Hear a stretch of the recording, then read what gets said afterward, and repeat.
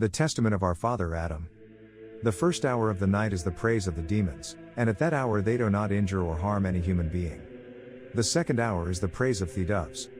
The third hour is the praise of the fish and of fire and of all the lower depths. The fourth hour is the holy, holy, holy praise of the seraphim. And so I used to hear, before I sinned, the sound of their wings in paradise when the seraphim would beat them to the sound of their triple praise. But after I transgressed against the law, I no longer heard that sound. The fifth hour is the praise of the waters that are above heaven. And so I, together with the angels, used to hear the sound of mighty waves, a sign which would prompt them to lift a hymn of praise to the Creator. The sixth hour is the construction of clouds and of the great fear which comes in the middle of the night. The seventh hour is the viewing of their powers while the waters are asleep. And at that hour the waters can be taken up, and the priest of God mixes them with consecrated oil and anoints those who are afflicted, and they rest. The eighth hour is the sprouting up of the grass of the earth while the dew descends from heaven. The ninth hour is the praise of the cherubim. The 10th hour is the praise of human beings, and the gate of heaven is opened through which the prayers of all living things enter, and they worship and depart. And at that hour whatever a man will ask of God is given to him when the seraphim and the roosters beat their wings. The 11th hour there is joy in all the earth when the sun rises from paradise and shines forth upon creation. The 12th hour is waiting for incense, and silence is imposed on all the ranks of fire and wind until all the priests burn incense to his divinity. And at that time all the heavenly powers are dismissed. The end of the hours of the night. The hours of the day. The first hour of the day is the petition of the heavenly ones. The second hurries the prayer of the angels. The third hour is the praise of the birds. The fourth hour is the praise of the beasts. The fifth hour is the praise which is above heaven. The sixth hour is the praise of the cherubim who plead against the iniquity of our human nature. The seventh hour is the entry and exit from the presence of God, when the prayers of all living things enter, and they worship and depart. The eighth hour is the praise of fire and of the waters. The ninth hour is the entreaty of those angels who stand before the throne of majesty. The 10th hurries the visitation of the waters when the Spirit descends and broods upon the water sand upon the fountains. And if the Spirit of the Lord did not descend and brood upon the waters and upon the fountains, human beings would be injured, and everyone the demons saw they would injure. And at that hour the waters are taken up, and the priest of God mixes them with consecrated oil and anoints those who are afflicted, and they are restored and healed. The 11th hour is the exaltation and joy of the righteous. The 12th hour, the hour of the evening, is the entreaty of human beings for the gracious will of God, the Lord of all. The prophecy. Adam said to Seth, his son, "You have heard, my son, that God is going to come into the world after a long time. He will be conceived of a virgin and put on a body, be born like a human being, and grow up as a child. He will perform signs and wonders on the earth, will walk on the waves of the sea. He will rebuke the winds and they will be silenced. He will motion to the waves and they will stand still. He will open the eyes of the blind and cleanse the lepers. He will cause the deaf to hear, and the mute to speak.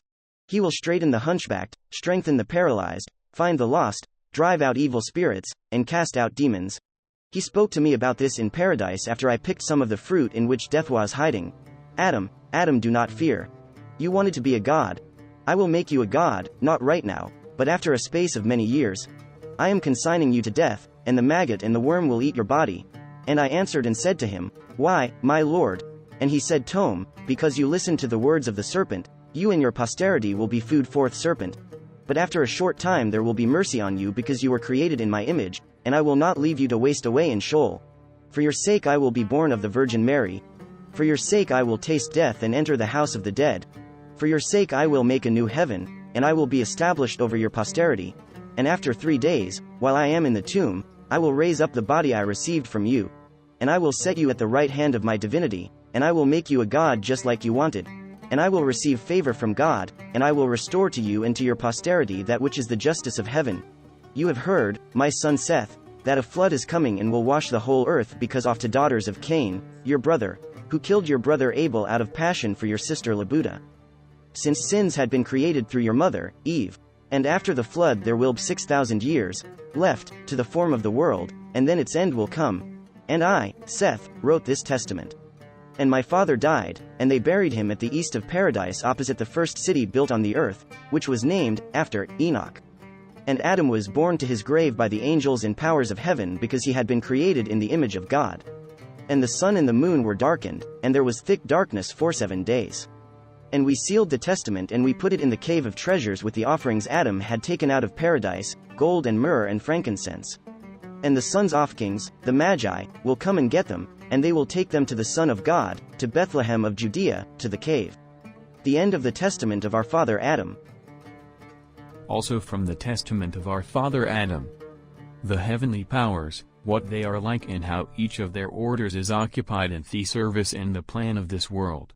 Listen, my beloved, as they are set in order one after another from the bottom, until we reach those who carry our Lord Jesus the Messiah and bear him up. The lowest order is the angels. And the plan has been revealed to it by God concerning every human being whom they watch over, because one angel from this lowest order accompanies every single human being in the world for his protection. And this is its service. The second order is the archangels.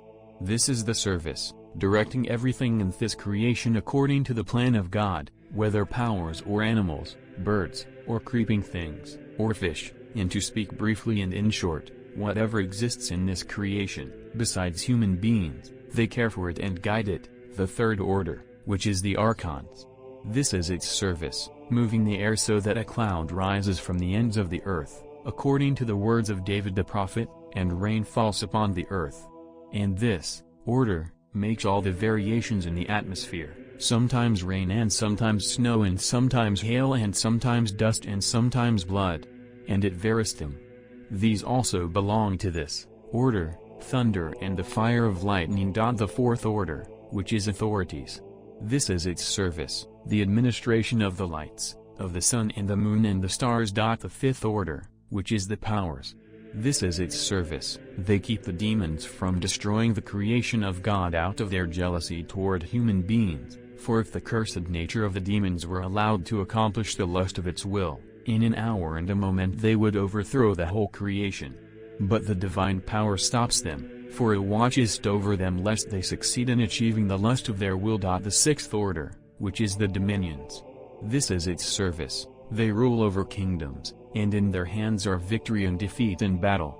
And this is shown to be so by the example of the Assyrian king. For when he went up against Jerusalem, an angel descended and ravaged the camp of the wicked, and 185,000 died in one moment. And also the blessed Zechariah saw the angel in the form of a man riding on a red horse standing among the trees of the tabernacle, and following him were others on white and red horses with lances in their hands. And Judah the Maccabee also saw the angel riding on a red horse all decked out with gold trappings.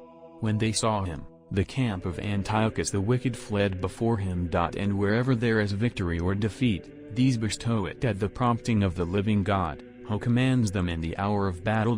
These other orders, thrones and seraphim and cherubim, stand before the majesty of our Lord Jesus the Messiah and serve the throne of his magnificence, glorifying him hourly with their holy, holy, holy.